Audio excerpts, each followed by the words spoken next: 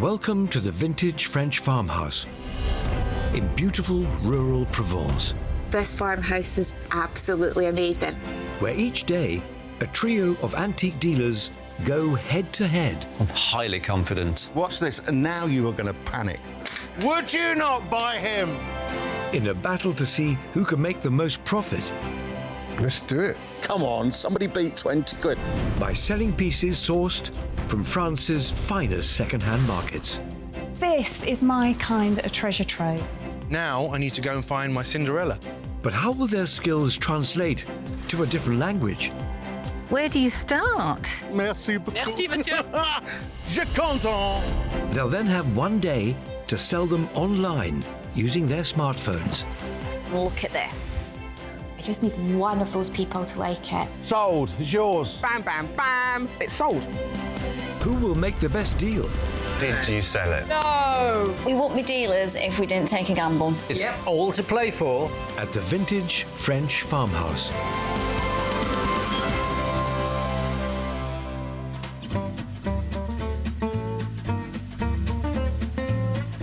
Welcome to glorious Provence, an antique lover's paradise. Today our trio of dealers are in the historic town of Pezenas, a hop and a skip from the shores of the Mediterranean Sea. As well as glorious 16th century architecture, it's famed for its spectacular biannual market.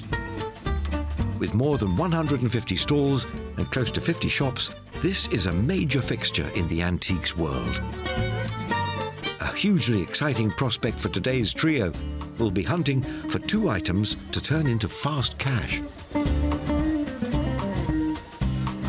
Vicky, who's been in the trade for 2 decades, has an established customer base thanks to her shop on the outskirts of Edinburgh. But she's a novice at cutting a deal across the channel. I am a little bit of a newbie when it comes to buying in France. Coming here, buying specifically to sell, I've not done it before. Moses specialises in mid-century design for the London market, and his previous experience buying in France should stand him in good stead. I like to think my French is good enough to buy and sell. I do it enough times, so hopefully it's sharpened up and I can use it to my advantage.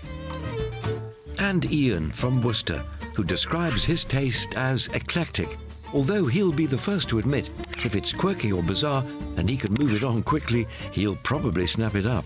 I will buy and sell absolutely anything as long as it's got the key facts. First of all, can I flip it fast? And secondly, has it got the look? Do you know what? What? I've been to so many French rencontres, but I've never been to Pezenas. Such a beautiful place. Nice, isn't it? Yeah. What about you, Ian? Are we converting you? I'm converted already. Brilliant. Everyone's clearly in their element here.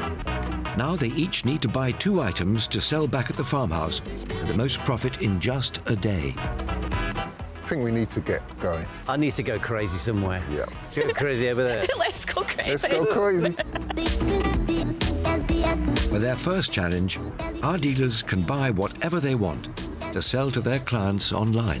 Because I'm in France and it's really, really, really exciting, I want to buy French.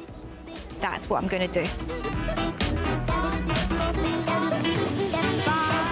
I absolutely love these French street signs. And do you know what?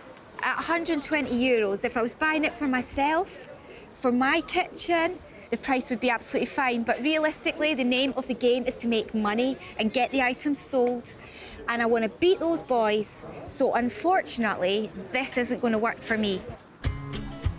Ever competitive, Vicky's talking the talk. But in the face of stiff competition, Well, well. I like the look of this. it looks like Ian's keeping his head. I'm strangely drawn to this because they're at their cheeky faces. Or should that be heads? They're absolutely oozing character. And there's a bit of a signature on the back there. And I absolutely love it. Ian's new buddies are cast from plaster of Paris, coloured to look like they're made from more expensive terracotta. Oh, pardon, monsieur. Combien coûte, s'il vous plaît? 90. 90. So you want 100? Oui. No, that's 90, Ian, not 100. That schoolboy French could prove to be costly. But he's leaving nothing to chance. And by tapping out prices on his phone's calculator, should avoid any further confusion. 80 euros for this? Ok. Okay? Ça marche. Brilliant. Thank you. Merci. Affaire conclue. Ok. And this one? Ça, c'est 105. The gargantuan hunter statue Ian's eyeing up is also a painted plaster of Paris piece. Pardon. Pour ça. Not to mention a golden opportunity for him to cut a better deal by asking for a combined best price. Pour les deux, 170. On va effacer, c'est 170 pour les deux. 170 for the two. Pour 170 pour les deux. So 160 the two. You'll make a man very happy. Allez, ça marche. Yeah? Ouais. Fantastic. C'est une affaire. Belle affaire. Bravo! A significant saving there at 160 euros or 142 pounds at the going rate. But with two statues to shift in just a day, he's doubling his workload. And if he fails to sell either, he'll have double the headache. Okay, monsieur. Super. 50. Nevertheless, Ian's confident he's doing the right thing. Parfait, merci. Fantastic. They're unusual. And I know Moses, God bless him, and Vicky, God bless her, wouldn't have even taken advantage of these two items. And I think I may have spotted the winners. Speaking of winners, Vicky's onto something which has left her speechless. I saw a mirror here, but I don't know what the word is in French. So I'm going to look it up on my little app. Miroir. So I'm going to go and speak to the gentleman now and find out how much it is and what we can do. A lot of the time, they can be quite rough because they've been left outside, but this one's in good condition. It's a good size as well, and it's a good colour. So actually, it ticks all the boxes. French-made faux bamboo mirrors like this are actually crafted with solid wood and were fashionable in the early 20th century. Allons-y, Vicky. Let's give that new word of yours a spin. Pardon, monsieur? Combien pour le miroir? 50 euros. 50 euros, oui. 50? Yes. Oui. Oui. Petit. Small price. Head bobbing, that's promising. Allez, OK. OK? OK. Oui, merci beaucoup. Vicky's mirror set her back 40 euros or 36 pounds. But with such a modest investment, will she be able to make a large enough profit to win when she gets back to the farmhouse? I've been lucky enough to have these mirrors before, and they are always good sellers. My shop customers love anything that's French, so I'm going to be able to get it back to the farmhouse, get some really good photographs taken of it, and it'll fly out the door. Just up the road, Moses has his eye and his posterior on some mid-century armchairs. Early 50s, late 40s. Very, very nice. Bit springy, la restoration. 70 years of wear and tear might put most people off, but for Moses, it's a bargaining chip to be capitalized on. It's got to be a good price. I like the shape. I have to whip up all the fabric. I think 170 would. 199. 199 is not going to do it. I've got to do the You have two pieces. but I've got to do work. They've got to go to the restorer. The restorer costs money. You have to change the fabric. 170 is a good price. 180. It's okay? 180, 160. And we drink a beer. No, I don't drink. Cappuccino. 175, let's do it. 175? Okay. Beautiful. A haggling masterclass has seen Moses cut a deal for 175 euros or 156 pounds, a huge discount on the asking price.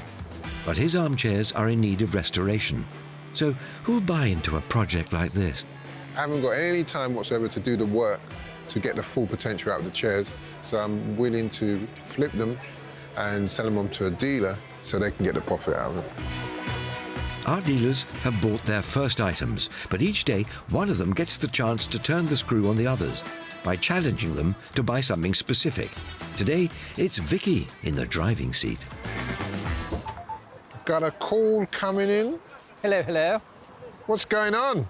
I've decided that it's challenge time. I was thinking about Ian. I was thinking about your crisp addiction. It's a bit of a problem, my crisp addiction, you know that. So what the challenge is for the three of us to buy something that you can put crisps in. I'm not telling you what flavour I'll put in it, but I'll accept the challenge. That sounds like a really good challenge. Right, you two, off you pop. Go and buy something for crisps. Bye. Ta-ta. It's not too hard to find. It's just finding something a little bit interesting. Think about it, the crisps are in the bag anyway, so why do I need to buy an extra vessel? But I will, and it'll be a good one. I'd love to be able to buy a potty for Ian's crisps. However, it's €250. I do love him, but it's not worth €250. Finding something chic to keep crisps in is a tricky one. But if anyone can do it, Moses can. It's 1950s, 1960s French. I find it a bit strange that this is the ensemble, a candle holder and a bowl. Yeah, it's strangely beautiful. I think you can get quite a few crisps in there. Monsieur, c'est combien for the deux? 20 €. 20 euros. C'est dernier prix? 15 si vous voulez à la limite. Merci. De rien. This is a good price for a crisp bowl. At €15 or £13 all in, the 60s bowl certainly delivers on the brief. Not so sure about the candlestick holder, though. Vicky wanted something you could put crisps in, and I've delivered something stylish. I think this could be the challenge winner. I think Vicky might beg to differ. I have managed to find the perfect combination for Ian's crisp challenge. It is a lidded pot to put his crisps in and a bowl. It's a type of 19th century sink, consisting of an enamelled iron water container and bowl, mounted outside houses for washing your hands. Vicky's agreed a price of €25 or £22 for her antique sink. But is she more wrapped up in its crisp holding capabilities than its potential to turn a profit? For the challenge, perfect. Something for crisps. Lidded pot on the wall for his crisps and a big bowl so he can sit, watch the telly and stuff his face. Ooh. Speaking of the crisp cruncher, I'm strangely drawn to that. And I'll tell you why I'm strangely drawn to that. That, to me, is an antique salt box. pre-refrigeration, most homes would have hanging wooden salt boxes, which were mainly used for preserving meat and fish. I mean, look at it. It is just oozing history. Look at the old nails in there, the old iron nails. And even, dare I say, a little bit of woodworm never goes amiss. I've seen fake woodworm, but that's the real McCoy. So, what have you got now? €50. €50. I'd like that to be €30. Let's see what we can do. Pardon, monsieur. Where did you get it from? In the mountain. In a house.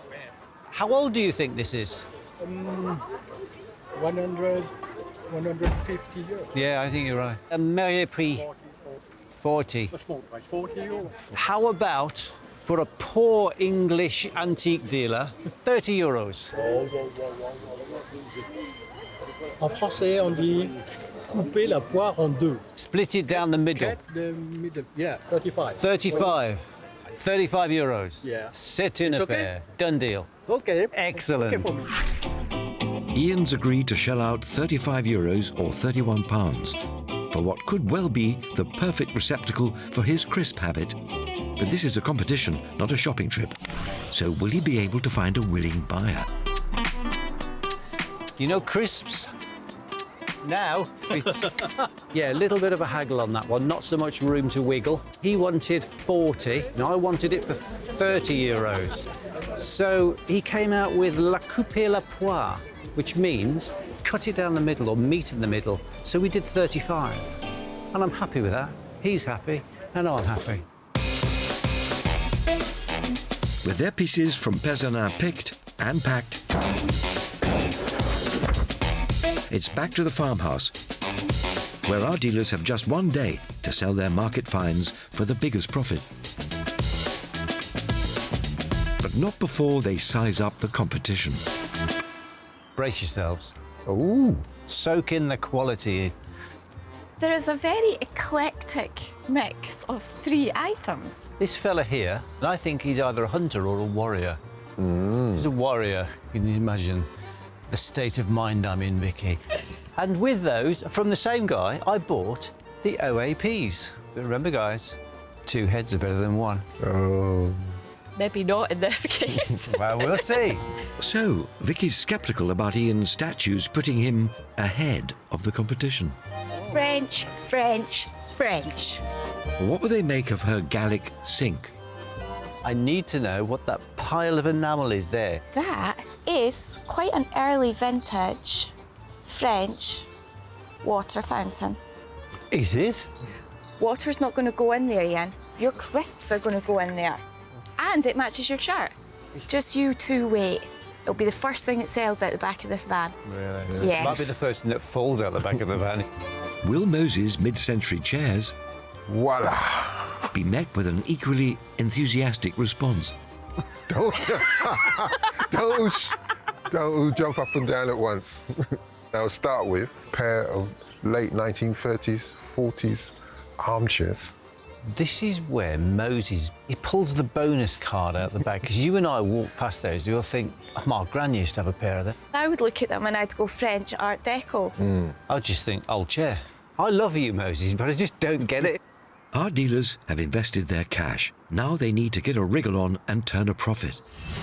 Ian spent the most of our trio on his eclectic collection of pieces from Pezenas. But can he sell all 3 of his unusual finds in just a day? Vicky spent the least on her French combo of a faux bamboo mirror and enamel garden sink. Can she make a meaty enough margin on her modestly priced items to trump the other 2? And then there's Moses, who's convinced Vicky and Ian will be taking a back seat to him in the contest, thanks to his mid-century purchases. Would you swap the chairs for the old dears? Absolutely not. No. Well, I can tell you, Moses, the feeling's mutual on that one. The competition is on, but who will harness the power of the web to sell their second-hand treasures for the most profit? Selling stuff in a day doesn't faze me whatsoever. I do it every week. However, I don't sell it online, so this potentially might be a challenge for me. The key to making a fast and profitable sale online is an attention-grabbing set of pics. And with the run of our stunning farmhouse to use as a backdrop, Moses is poolside with his armchairs. It's the inside out, and it always kind of works. It's the contrast of furniture against something. You wouldn't expect this to be outside. You would expect it to be inside in a living room. But the fact that you've taken it from that environment and put it in a completely different environment has given you contrast. The way those chairs are positioned reminds me so much of Miami Beach. The curves and the way they're sitting back to back. I am gonna beat Vicky and Ian easily with these 2 items, especially the way I've photographed them against the pool. Ian, who's in the garden, couldn't disagree more. Let's start with the big boy. With 2 different statues to sell, he thinks the advantage is all his. It's kind of a little bit sneaky of me, really, because I've got 2 chances to make a bit of profit out of 1 purchase. But having said that, they obviously don't belong together, so they need picturing separately ASAP. In particular on this one, I'm going to picture the wear on it, because that, to me, is a big selling point on this one. So let's move on to this loving couple down here. A key thing here, and this is why I bought them, is to take a picture of the features. This is the main feature which we need to catch. As well as character, Ian's keen to illustrate condition, something potential buyers will want to know before they make a purchase.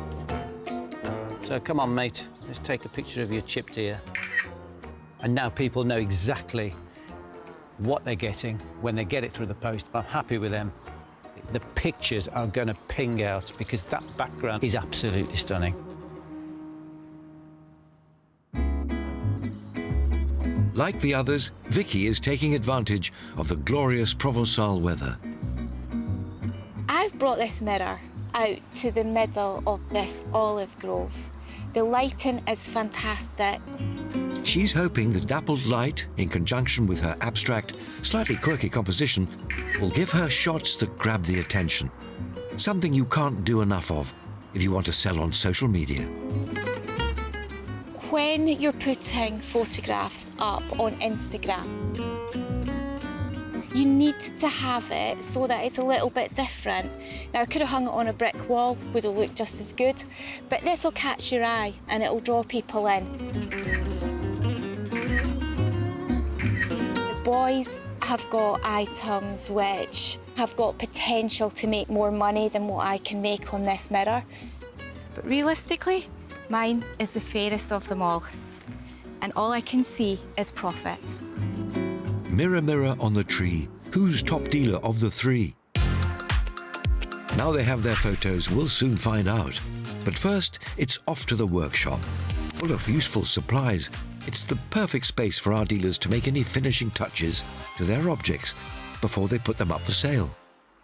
Ian, what exactly are you going to do with those statues? That one is going to go on Instagram. I just think it's going to be the right place to put it. This beauty, I think I'm going to get it on the website. It's going to take me twice as long to sell these because I've got 2 items. Not my cup of tea at all. Look at them, how could they not be your cup of tea? Moses, what on earth are you doing?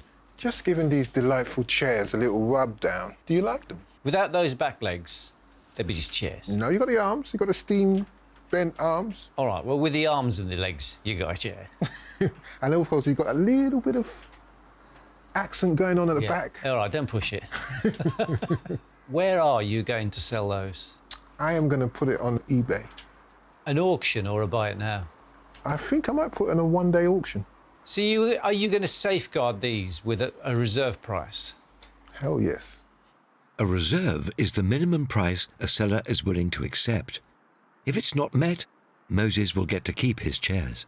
I think if I start them at a higher price, it won't gather enough interest in this small space of time. You need to get people's attention. So you're going to cover it with a reserve amount? Oui. Interesting move. Good chess player, me. What have you got? You know what I've got? I've got a beautiful French faux bamboo mirror. Is that the original glass? Absolutely. Have you tested it? Why do I have to test it? Do you know how to test a piece of glass? No. Have you got a coin in your pocket? Yes, I do. Right. Put it against the glass. Like this? Yeah. Uh-huh.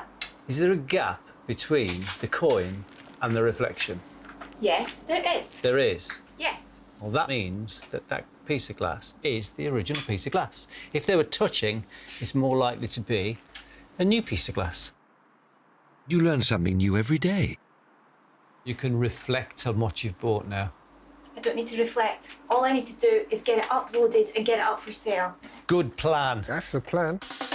With their first 3 challenge buys ready for sale, it's time for our dealers to upload their ads. They're free to post them anywhere online, but need to choose where they will be best placed to make the most money in just a day. Ian's uploading his ads in different places. The loved-up OAPs are heading for social media, and the hunter figure to his own website. But with 2 challenge objects to sell, is he spreading himself too thin? Vicky's posting her faux bamboo mirror to social media for £100. But will that make her enough profit for a fairy tale win? After some deliberation, Moses is uploading his ad to social media rather than an auction site, confident that one of the many dealers he counts as followers will respond to those Miami-inspired pics of his mid-century chairs. Vicky, are you done? I'm done. Moses, are you done? Oui. I think it's time for a café au lait and a croissant. Do you? Oui. Oui, oui. Come on then. So who's going to win? I kind of think Moses has got the edge, actually, but we'll hope not. Their first ads are now live. But with their crisp container buys still to snap and upload, the day's work is far from over, which is why Vicky's by the fountain with her sink. Being in this farmhouse just now, it is literally like living in a photography studio. Everywhere you move, the light is amazing. There's walls, there's plants, anything that you need, including a water fountain.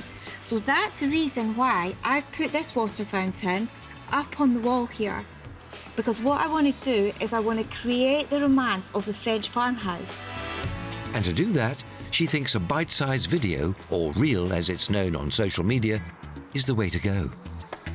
It's going to show it off to its best glory, basically. But I still need to take some still shots to put into the website. Compared to them, they've got a little salt pot and a bowl. This eats both of those items alive in both style and how much I paid for them. This was a bargain. It was €25 for both bits. €25. And it's not just a winning price and good looks that have fired Vicky up. On a practical level, the amount of crisps that Ian can get into this lidded pot and in this bowl, it wins hands down. Not if Ian, who's by the workshop, has his way. This is the perfect spot to take a picture of my salt box.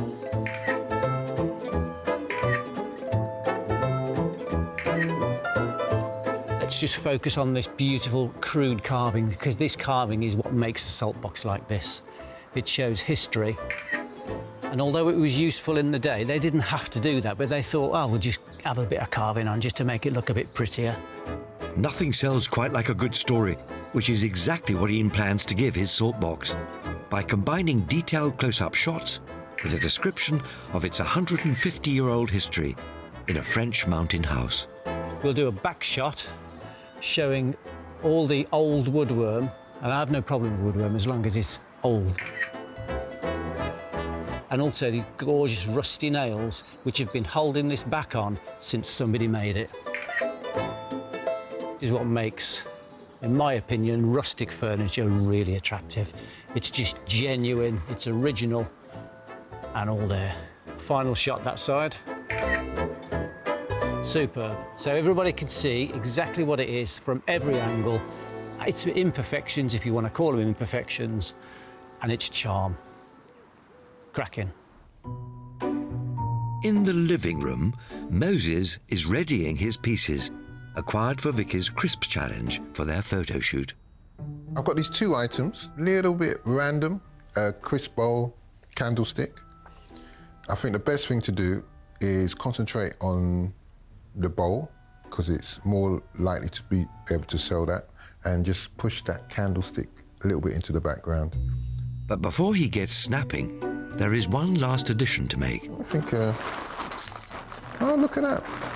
It's a natural.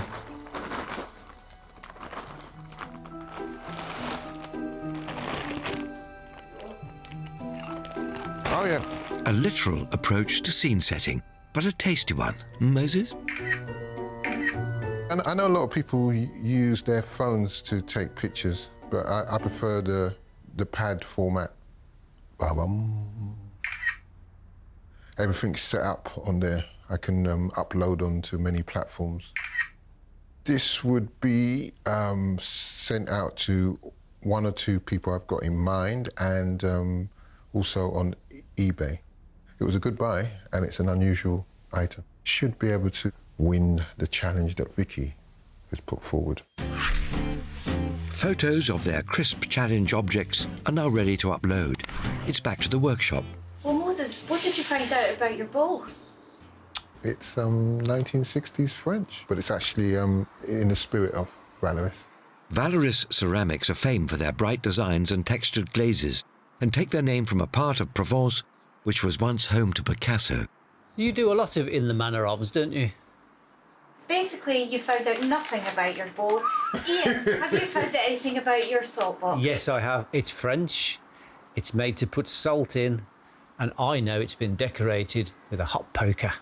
The art of decorating wood with a hot poker is actually called pyrography, Ian. You can have that one for free.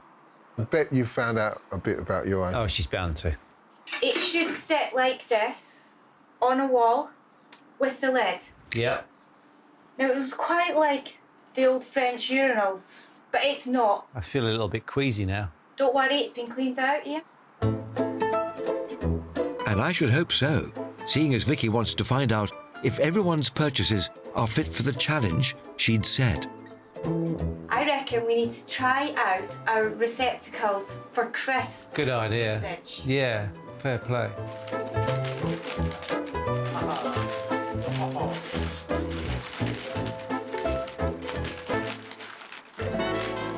Right, are you two ready yet? I've only got a couple left. Right, okay. What's this? I've almost emptied the pack. Well, that obviously means that I win because I've got 2 packets.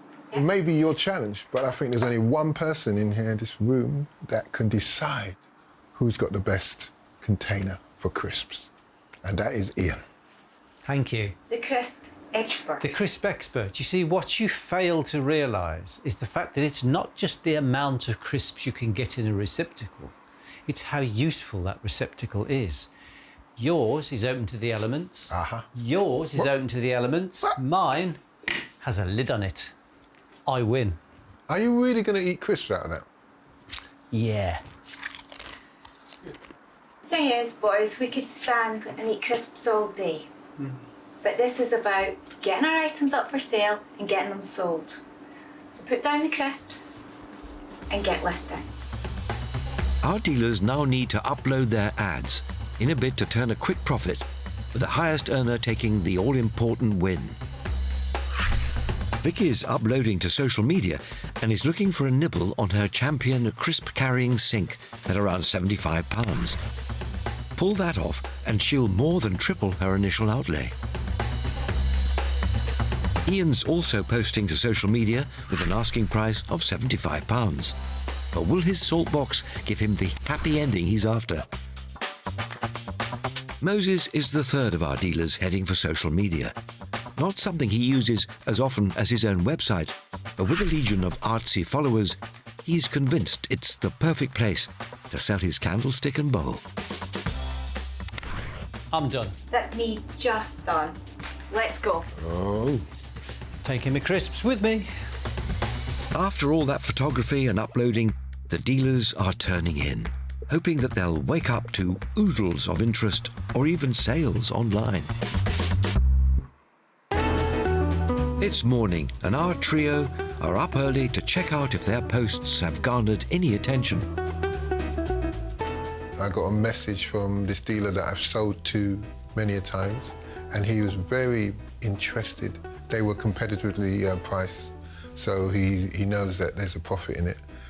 And he wants me to ring him and try and seal the deal. Social media has done half the job. Now Moses needs to close the deal face to face.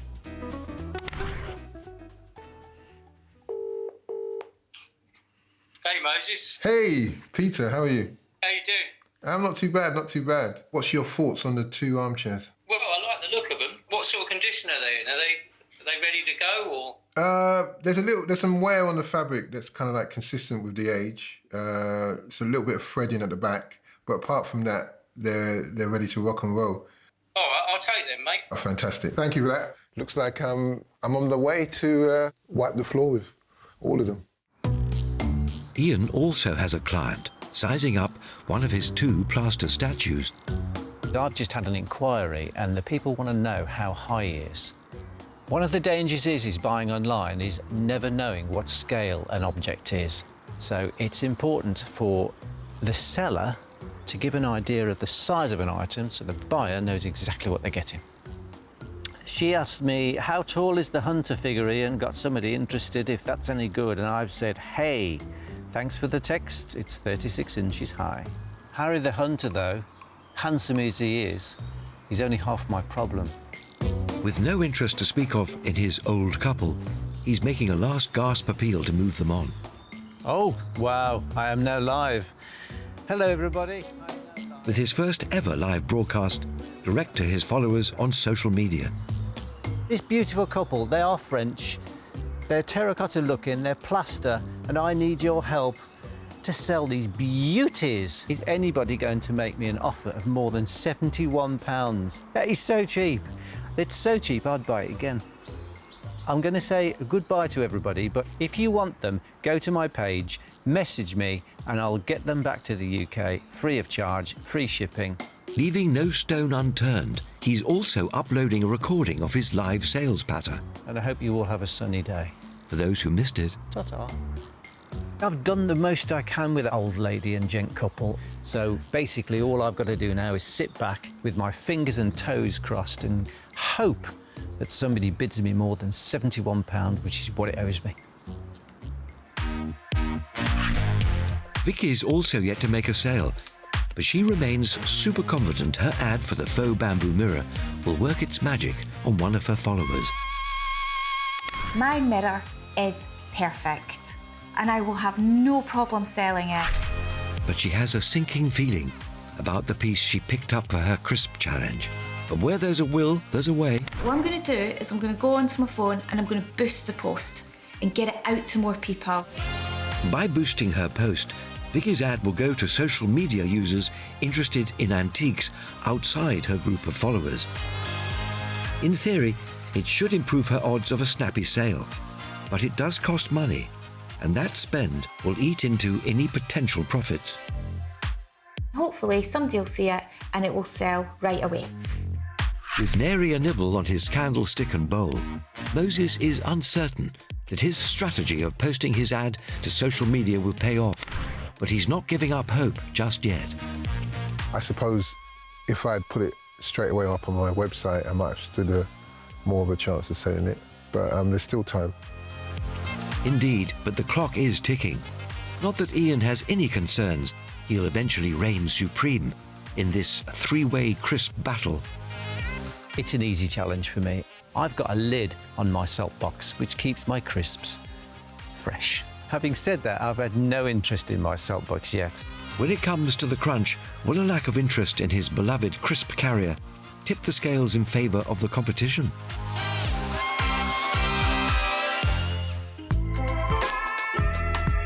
The dealers will now reveal to each other who sold what and who made the biggest profit.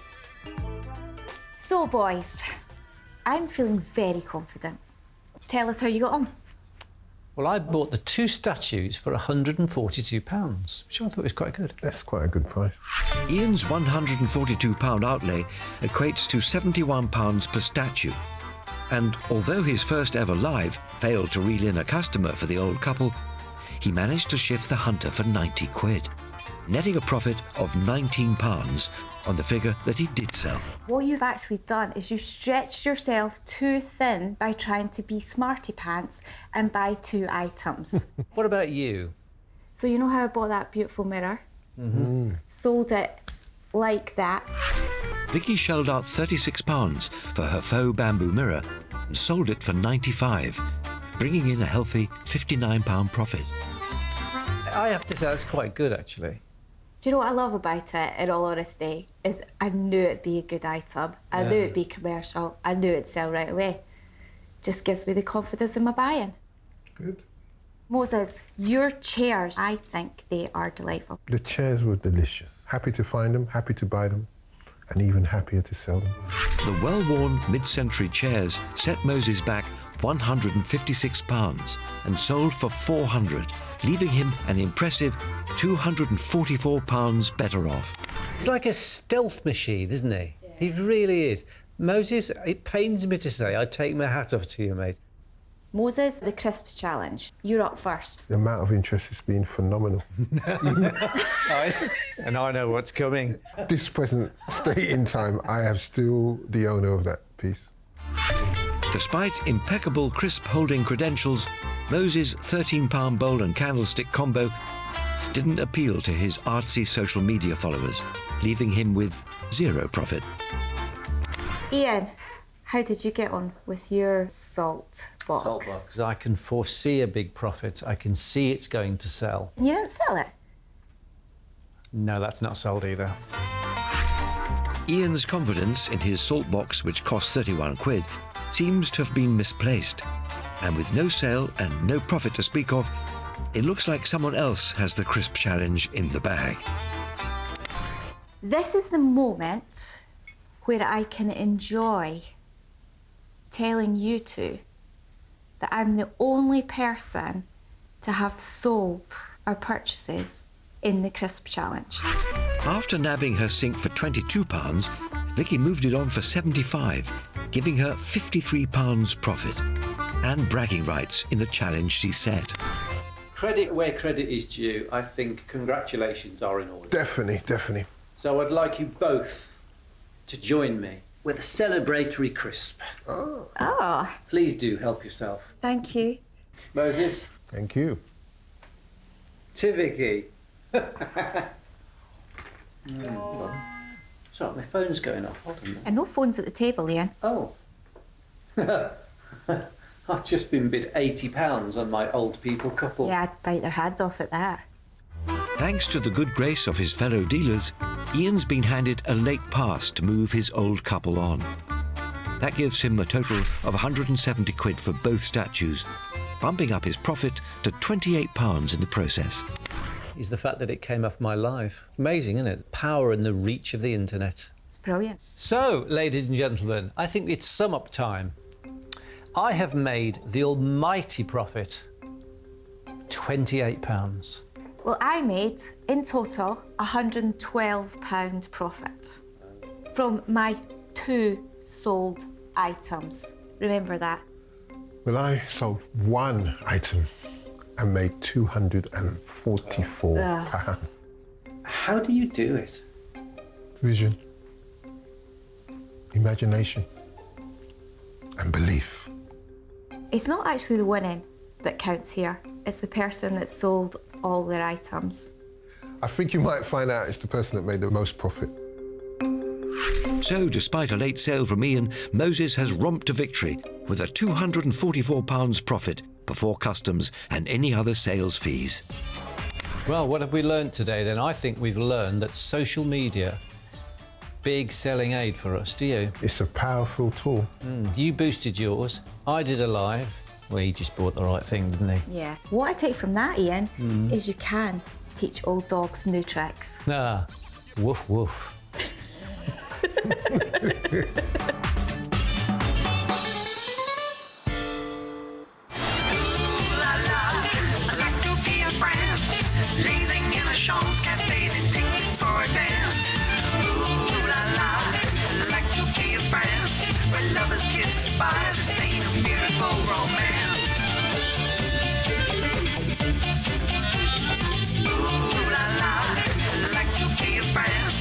Lovers kiss by the